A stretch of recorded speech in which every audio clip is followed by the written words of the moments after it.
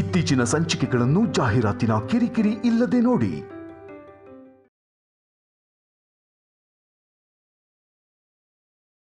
ಇವರಿಬ್ಬರ ಮತಿಯನ್ನೇ ಅಳಸಿಡುತ್ತಿದ್ದಾನೆ ಆ ಮಂತ್ರವಾದಿ ತ್ರಯಂಬಕ. ಇದಕ್ಕೆ ಉತ್ತರ ನೀನೇ ಕಂಡುಕೊಳ್ಳಬೇಕು ಶಿವಾನಿ. ಪೂರ್ವ ದಿಕ್ಕೋ ಕಣ್ಣೂರು.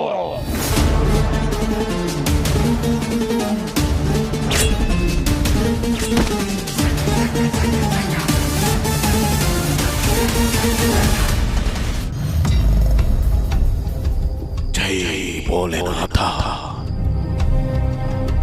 ಕಟ್ಕಟ ಕೊನೆಯ ಸಮಯದಲ್ಲಿ ಇದೆಂತಹ ನಿರ್ಧಾರ ದೇವ. ಇದು ಎಲ್ಲ ಸರಿ ಹೋಗಿ ನಾಗರಾಜನಿಗೆ ಪಟ್ಟಾಭಿಷೇಕ ಆಗಬೇಕಾದ ಸಮಯ, ನಾಗರಾಣಿ ಪಟ್ಟದರಸಿ ಆಗಬೇಕಾದ ಸಮಯ, ಇಂತಹ ಸಮಯವನ್ನ ಮುಂದೆ ಹಾಕಿದೆಯ ದೇವ, ಅಥವಾ ಅದಾಗಬಾರದು ಎಂದು ನಿರ್ಧಾರ ಮಾಡಿಬಿಟ್ಟೆಯ? ಇಂತಹ ಕಟು ನಿರ್ಧಾರ ಯಾಕೆ ತಂದೆ? ಸತ್ಯದ ಅಂತ್ಯ ಬಂದಾಗ ನಂಬಿಕೆಗೆ ಅರ್ಥವೇ ಇಲ್ಲ.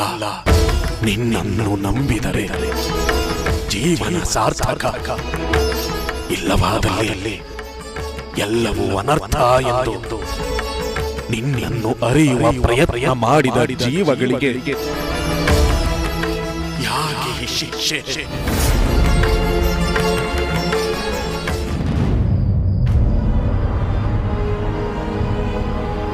ಎಲ್ಲ ಸರಿ ಹೋಗಿ ಇನ್ನೇನು ನಾಗಮಣಿ ನನ್ನ ಕೈ ಸೇರ್ಬೇಕು. ಅಷ್ಟರಲ್ಲಿ ಮತ್ಯಾವುದೋ ಗರುಡ ಪಕ್ಷಿ ಬಂದು ನಾಗಮಣಿನ ಹೊತ್ಕೊಂಡು ಹೋಯ್ತಲ್ಲ. ಪೂರ್ವ ಜನ್ಮದ ನನ್ನ ಎಲ್ಲ ಶತ್ರುಗಳನ್ನು ಸಂಹಾರ ಮಾಡಾಯ್ತು. ನನ್ನ ಸೇಡು ಮುಗೀತು. ಇಷ್ಟಾದ್ಮೇಲೂ ನಾಗಮಣಿ ಭೂಲೋಕದಲ್ಲೇ ಉಳಿಯೋ ಹಾಗಾಯ್ತಲ್ಲ. ಪರಮೇಶ್ವರ ಏನಿದೆಲ್ಲ? ಏನೇನ್ ಇಚ್ಛೆ? ಯಾಕೆ ನನಗೆ ಪರೀಕ್ಷೆ ಮೇಲೆ ಪರೀಕ್ಷೆಗಳನ್ನ ಓಡ್ತಾ ಇದೆಯಾ? ನನ್ನ ಆದಿ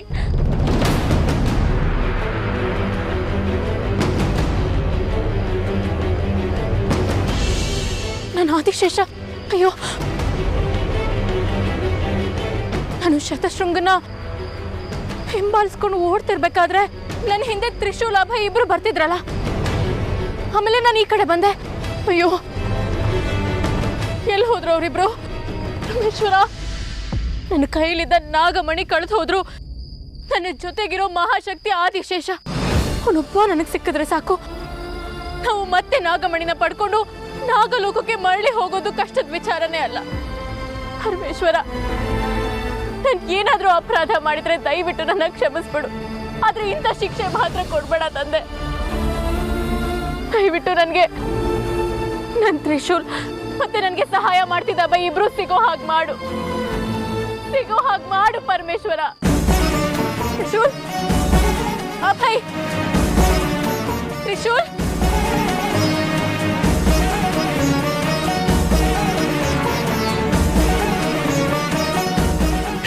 ಭೋಲೆನಾಥ, ನಿನ್ನದು ಕಾಪಾಡೋ ಕೈಗಳು, ಕಾಡೋ ಯೋಚನೆ ಯಾಕೆ ದೇವ?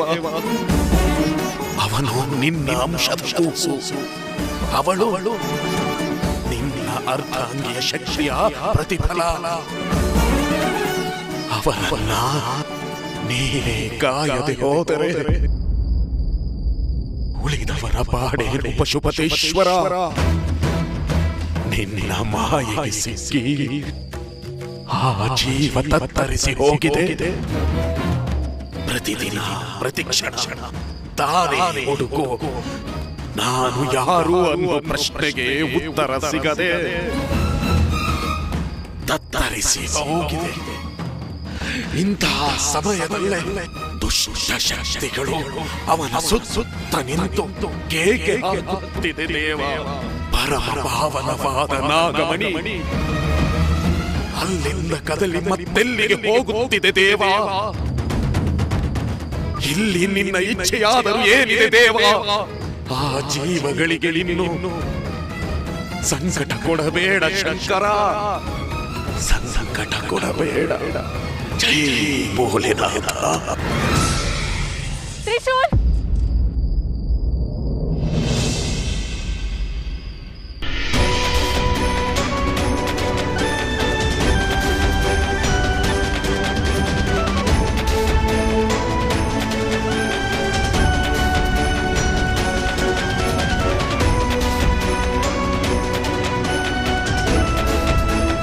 ಅಭಯ್ ಅವರೇ, ನಿಮ್ಮಿಂದ ತುಂಬ ದೊಡ್ಡ ಸಹಾಯ ಆಗಿದೆ.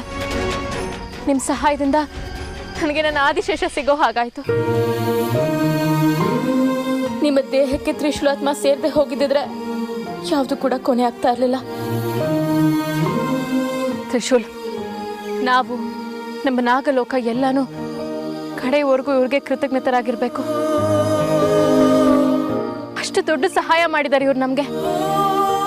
ಇವ್ರಿಗೆ ಏನ್ ಮಾಡಿದ್ರು ಅದು ಕಡಿಮೆನೆ. ತ್ರಿಶೂಲ? ಯಾರು ತ್ರಿಶೂಲು? ಓ, ನಿನಗೆಲ್ಲ ಅರ್ಥ ಆದ್ಮೇಲೂ ನಿನ್ನ ತ್ರಿಶೂಲ್ ಅಂತ ಕರೆಯೋದ್ರಲ್ಲಿ ಯಾವ ಅರ್ಥನೂ ಇಲ್ಲ ಅಲ್ವಾ?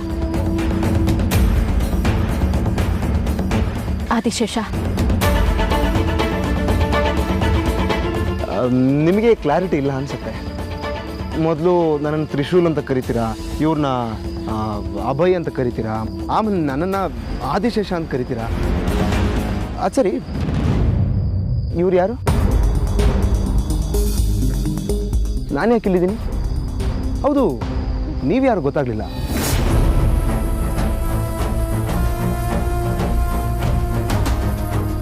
ನಾನು ಆದಿಶೇಷ, ನೀನು ಶಿವಾನಿ. ಒಂದು ನಿಮಿಷ, ನಾವು ನಿಮ್ಮನ್ನ ನಾವ್ಯಾರು ಅಂತ ಕೇಳಿದ್ದು, ನೀವ್ಯಾಕೆ ನಿಮ್ಮ ಹೆಸರು ಹೇಳ್ತಿದ್ದೀರಾ? ಅಲ್ಲ, ನಾವು ಇಲ್ಲೇನು ಮಾಡ್ತಿದ್ದೀವಿ?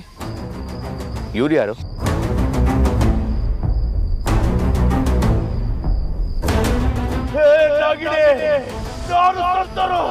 ನಿನ್ನವರು ನಿನಗೆ ದಕ್ಕುವುದಿಲ್ಲ. ನನ್ನ ಜೊತೆ ಅವರ ಮನಸ್ಸನ್ನು ಸಾಯಿಸುತ್ತಿದ್ದೇನೆ.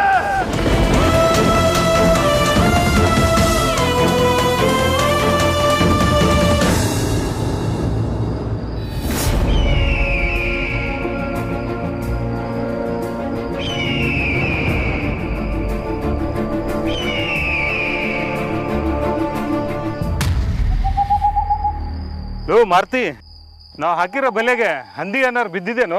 ನೀರು ಕುಡಿಯಕ್ಕೆ ಬರೋ ಟೈಮ್ ಆಯ್ತು, ಬಿದ್ದಿರತ್ ನಡೆಯೋಣ, ನೋಡೋಣ.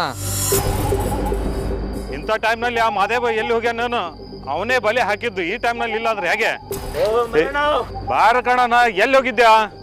ಸ್ವಲ್ಪ ಅದೆಲ್ಲ ನಿನ್ಗೋಳು ಇದ್ದಿದ್ದೆ. ಬೇಗ ಹೋಗ ನಡಿ.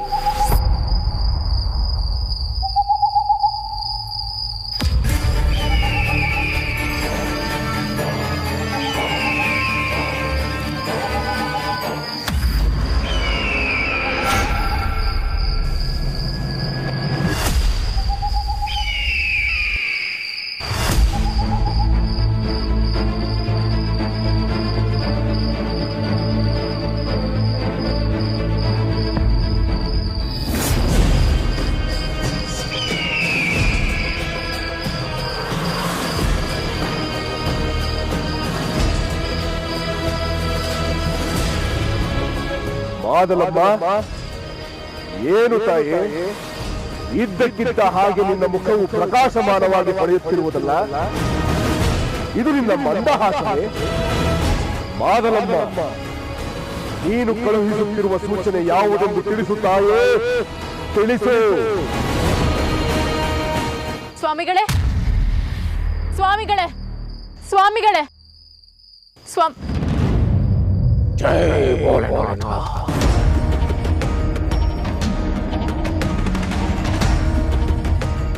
ಶಿವಾನಿ, ಸಪ್ತ ಲೋಕಗಳ ಸಕಲ ಕಷ್ಟಗಳಿಗೂ ಪರಿಹಾರ ಕೊಡುವವಳು ನೀನು. ನಿನ್ನ ಕಷ್ಟಕ್ಕೆ ನನ್ನನ್ನು ಬರಮಾಡಬೇ. ಇವ್ರು ಯಾರು? ಇವ್ರು ಯಾಕೆ ಹೀಗೆ ಮಾತಾಡ್ತಿದ್ದಾರೆ? ನೋಡಿದ್ರ ಸ್ವಾಮಿಗಳೇ, ಇದು ಇವರಿಬ್ರು ಸ್ಥಿತಿ. ಈಗ ನಾನು ಏನ್ ಮಾಡ್ಲಿ? ಪರಿತಪಿಸದಿರು ಶಿವಾನಿ. ಇದು ಆ ಸರ್ವೇಶ್ವರನ ಇಚ್ಛೆಯಾಗಿರಬಹುದು. ನಿಮ್ಮ ಮಾತಿನ ಅರ್ಥ ಏನು ಸ್ವಾಮಿಗಳೇ? ನಾಗಮಣಿ ಈಗ ಪೂರ್ವ ಶಕ್ತಿಯಲ್ಲಿದೆ, ಅದನ್ನ ಯಾರು ಬಳಕೆ ಮಾಡ್ಕೊಂಡ್ರು ಅದು ದೈವ ಇಚ್ಛೆ ಅಂತ ಹೇಳ್ಬೋದಾ? ಹಾಗೆ ಇವರಿಬ್ರು ಹೀಗಿರೋದು ಕೂಡ ದೈವ ಇಚ್ಛೆ ಅಂತ ಹೇಳ್ತಾ ಇದ್ದೀರಾ? ಸಕಲ ಚರಾಚರಗಳ ನಾಥ ಆ ವಿಶ್ವನಾಥ ಮಹೇಶ್ವರ, ಅವನಪ್ಪಣೆ ಇಲ್ಲದೆ ಒಂದು ಹುಳುಕಡ್ಡಿಯೂ ಸಹ ಅಲ್ಲಾಡಲಾಡಲ್ಲ. ಆ ಕರುಣಾಕರನ ರಕ್ಷೆ ಇದ್ದಾಗಲೂ ಕೂಡ ಇಂತಹ ಒಂದು ಸಮಸ್ಯೆ ಉದ್ಭವಿಸಿದೆ ಎಂದರೆ ಅದಕ್ಕೊಂದು ಮಹತ್ತರವಾದ ಕಾರಣ ಇರಲೇಬೇಕು ಶಿವಾನಿ. ನಾನು ಕ್ಷಣ ಕ್ಷಣಕ್ಕೂ ನಂಬಿಕೆ ಕಳ್ಕೋತಾ ಇದ್ದೀನಿ ಸ್ವಾಮಿಗಳೇ. ದಯವಿಟ್ಟು ಇವರಿಬ್ರನ್ನ ಮೊದಲನ್ನ ಹಾಗೆ ಮಾಡಿ. ಆದಿಶೇಷನ್ಗೆ ಎಲ್ಲ ಸತ್ಯನೂ ಗೊತ್ತಾಗಿದೆ. ಅವನು ಮೊದಲನಾಗಾದ್ರೆ ನಾವಿಬ್ರು ಸೇರಿ ನಾಗಮಣಿ ಹುಡುಕ್ಬೋದು. ಅದು ಬಿಟ್ಟು ನನ್ನ ಮುಂದೆ ಬೇರೆ ದಾರಿ ಕಾಣ್ತಿಲ್ಲ ಸ್ವಾಮಿಗಳೇ.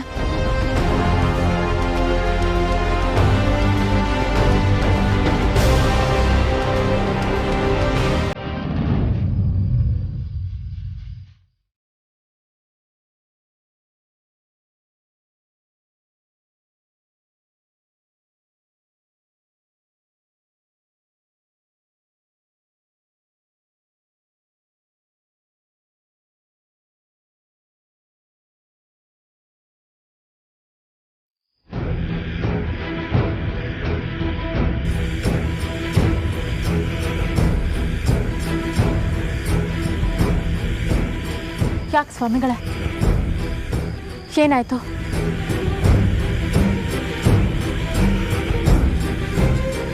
ಘನಘೋರವಾದ ವಿಪತ್ತು ಜರುಗಿ ಹೋಗಿದೆ ಶಿವಾನಿ.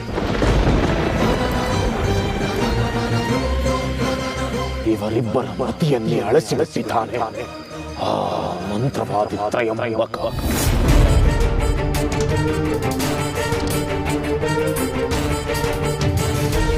ಅಂದ್ರೆ ನೀವು ಹೇಳ್ತಿರೋದು? ಹೌದು ಶಿವಾನಿ, ಇಂತಹ ಘನಘೋರ ಪ್ರಯೋಗವನ್ನು ಮಾಡಿದಂತಹ ತ್ರಯಂಬಕ ಬದುಕೆಲ್ಲ ಅವನಿಲ್ಲದ ಕಾರಣಕ್ಕೆ ಇದಕ್ಕೆ ಪರಿಹಾರವೋ ಇಲ್ಲ ಅಂತ ಹೇಳ್ತಾ ಇದ್ದೀರಾ ಸ್ವಾಮಿಗಳೇ? ಸತ್ತವನ್ನ ಮತ್ತೆ ಬದುಕಿಸಿ ಇವರಿಬ್ರನ್ನ ಸರಿ ಮಾಡೋದು ಅಸಂಭವ. ನಾನು ಏನ್ ಮಾಡಬೇಕು? ನನ್ನ ಮುಂದಿನ ಹೋರಾಟಕ್ಕೆ ಆದಿಶೇಷನ ಮಾನವ ರೂಪಿ ತ್ರಿಶೂಲ್ ನನ್ನ ಜೊತೆಗಿರ್ಬೇಕು. ನಮ್ಗಿಷ್ಟೆಲ್ಲ ಸಹಾಯ ಮಾಡಿದ ಅಭಯ್ ಕೂಡ ಮೊದಲಿನ ಹಾಗಾಗ್ಬೇಕು. ಇದಕ್ಕೇನಾದ್ರು ಪರಿಹಾರ ಇದ್ರೆ ದಯವಿಟ್ಟು ಹೇಳಿ ಸ್ವಾಮಿಗಳೇ. ಎಲ್ಲಿಗೆ ಹೋಗ್ಬೇಕು? ಯಾಕೆ ಹೋಗ್ಬೇಕು? ಅಲ್ಲಿಗೆ ಹೋಗೋದ್ರಿಂದ ಆಗೋ ಉಪಯೋಗ ಆದ್ರೂ ಏನು?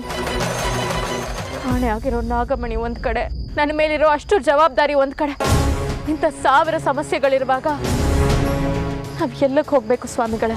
ನಿನ್ನ ಸಕಲ ಸಮಸ್ಯೆಗಳಿಗೆ ಪರಿಹಾರ ಪೂರ್ವವಾಗಿನಲ್ಲಿ ಶಿವಾನಿ. ಇದಕ್ಕೆ ಉತ್ತರ ನೀನೇ ಕಂಡುಕೊಳ್ಳಬೇಕು ಶಿವಾನಿ.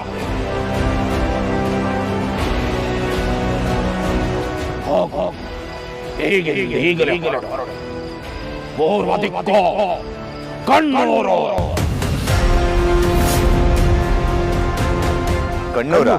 ಕಣ್ಣೂರು ಅಂದ್ರೆ ಕಣ್ಣೂರು ಗಂಡ ಬೇರುಳ್ಳ ಪಕ್ಷಿಗಳ ತವರೂರಾಗಿದ್ದಂತ ದೊಡ್ಡ ಊರು. ಕಣ್ಣಮ್ಮ ದೇವಿಯ ತವರೂರು.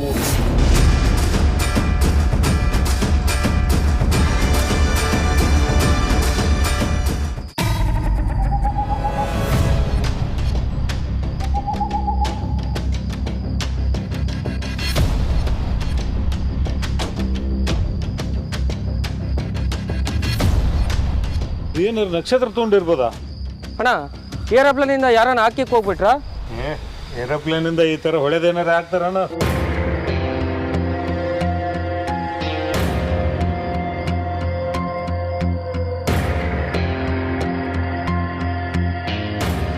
ನೋಡು, ತುಂಬಾ ವಿಚಿತ್ರವಾಗಿದೆ.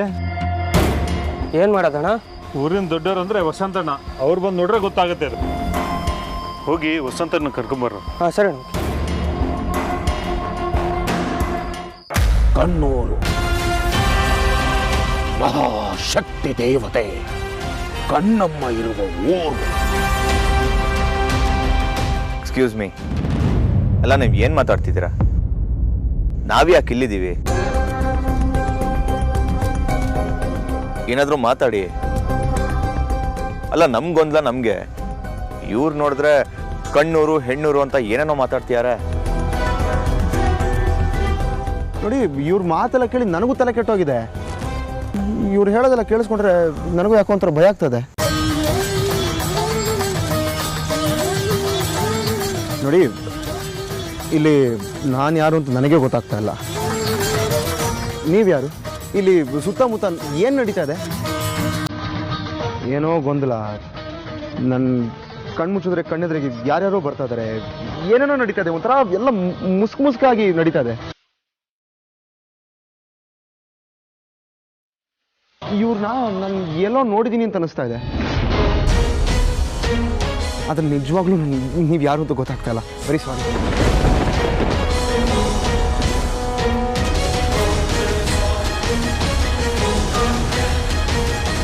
ನನಗೂ ಹಾಗೆ ಅನಿಸ್ತಿದೆ. ಇವ್ರನ್ನ ನೋಡ್ತಿದ್ರೆ ಇವ್ರನ್ನ ಮೊದಲು ಎಲ್ಲೋ ನೋಡಿದ್ದೀನಿ ಅಂತ ಅನ್ನಿಸ್ತಾ ಇದೆ. ಇವ್ರು ನನಗೆ ತುಂಬ ಬೇಕಾದವರು ಅಂತ ಅನ್ನಿಸ್ತಿದೆ. ಆದರೆ ಇವ್ರು ಯಾರು ಅಂತ ಅರ್ಥ ಆಗ್ತಿಲ್ಲ. ನೋಡಿ ಗುರುಗಳೇ, ಇವರಿಬ್ರು ಒಂದೇ ಥರ ಮಾತಾಡ್ತಾ ಇದ್ದಾರೆ. ಇವರಿಬ್ರಲ್ಲಿ ಆದಿಶೇಷ ಯಾರು ಅಂತ ನನಗೆ ನಿಜವಾಗ್ಲೂ ಗೊತ್ತಾಗ್ತಿಲ್ಲ. ಇವರಿಬ್ರು ಏನು ಮಾತಾಡ್ತಿದ್ದಾರೆ ಅಂತ ಅವ್ರಿಗೆ ಗೊತ್ತಾಗ್ತಿಲ್ಲ. ಅವ್ರು ಯಾರು ಅಂತಲೇ ಗೊತ್ತಿಲ್ಲ. ಆದರೆ ಇವರಿಬ್ರು ಮಾತಲ್ಲಿ ಏನೋ ಸತ್ಯ ಇದೆ ಅಂತ ನನಗೆ ಅನ್ನಿಸ್ತಿದೆ. ದಯವಿಟ್ಟು ಇದಕ್ಕೇನಾದರೂ ಪರಿಹಾರ ಇದ್ರೆ ಹೇಳಿ ಸ್ವಾಮಿಗಳೇ. ಹೇಳಿದ್ದೀನಲ್ಲ ಶಿವಾನಿ, ಪರಿಹಾರವಿರುವುದು ಪೂರ್ವ ದಿಕ್ಕಿನಲ್ಲಿರುವ ಕಣ್ಣೂರಿನಲ್ಲಿ. ಅಲ್ಲ, ಕಣ್ಣೂರಲ್ಲಿ ಇವರಿಬ್ರಿಗೂ ಆಗಿರೋ ಸಮಸ್ಯೆಗೆ ಪರಿಹಾರ ಇದೆ ಅಂತ ಹೇಳ್ತಾ ಇದ್ದೀರಲ್ಲ, ಇಷ್ಟಕ್ಕೂ ಕಣ್ಣೂರಿಗೂ ನಾಗಗಳಿಗೂ ಇರೋ ಸಂಬಂಧ ಆದ್ರೂ ಏನು? ಕಣ್ಣೂರಿನಲ್ಲಿರುವ ಕಣ್ಣಮ್ಮ ದೇವಿಗೂ ನಾಗಲೋಕಕ್ಕೂ ಅವಿನಾಭಾವ ಸಂಬಂಧವಿದೆ. ದಕ್ಷ ಯಜ್ಞದಲ್ಲಿ ಸತಿಯ ಕಳೇಬರವನ್ನು ಹೊತ್ತು ಶಿವ ರುದ್ರ ತಾಂಡವ ಆಡುವ ಹೊತ್ತಿನಲ್ಲಿ ಆ ಮಹಾವಿಷ್ಣು ಸತಿದೇವಿಯ ದೇಹವನ್ನು ತನ್ನ ಸುದರ್ಶನ ಚಕ್ರವನ್ನು ಬಿಟ್ಟು ಛಿದ್ರಗೊಳಿಸುತ್ತಾನೆ. ಆ ದೇಹದ ತುಂಡುಗಳು ಒಂದೊಂದು ಭಾಗಗಳಲ್ಲಿ ಹೋಗಿ ಬೀಳುತ್ತವೆ. ಆ ಭಾಗಗಳು ಬಿದ್ದಂತಹ ಜಾಗಗಳು ಇಂದು ಮಹಾ ಪುಣ್ಯ ಕ್ಷೇತ್ರಗಳಾಗಿವೆ.